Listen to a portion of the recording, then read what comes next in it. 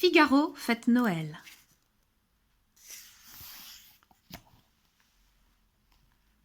Papa, il neige, s'exclame Pinocchio, émerveillé. Par la fenêtre, il regarde le village couvert de blanc. C'est son premier hiver en tant que véritable petit garçon, et il profite de chaque instant. Il est temps de préparer Noël, annonce Geppetto. Figaro, le chat, attend aussi Noël avec impatience. Geppetto et Pinocchio sortent acheter un sapin et décorent la maison.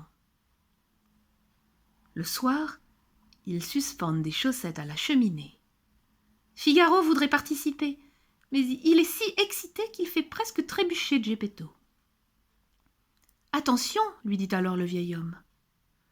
Il décore le sapin et Pinocchio met l'étoile au sommet. Geppetto commence à préparer le réveillon. Farce, pommes de terre, sauce.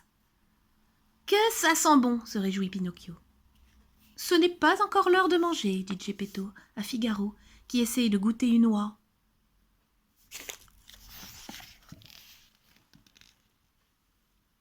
Vexé, Figaro se réfugie sous le lit de Geppetto, où il découvre des gâteaux de Noël dissimulés et pas un seul pour lui.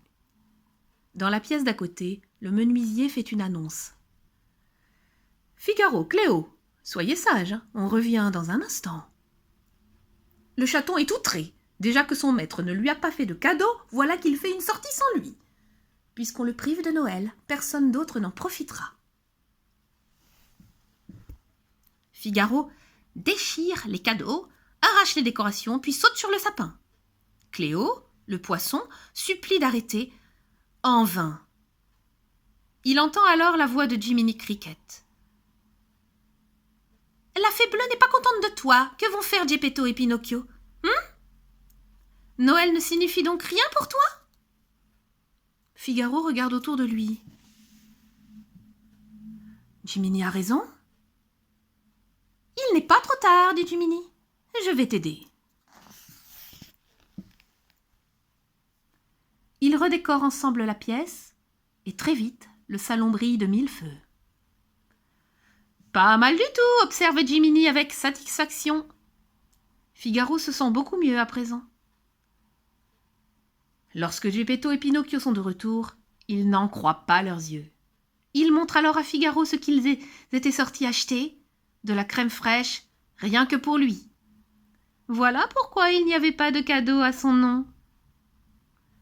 Plus tard, tous sont réunis autour de la table, entourés de ceux qu'il aime, occupés à partager un délicieux repas.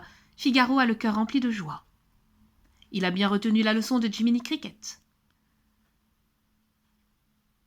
Noël, c'est autre chose qu'être le premier à suspendre les ornements ou recevoir le plus beau ou le plus de cadeaux possible.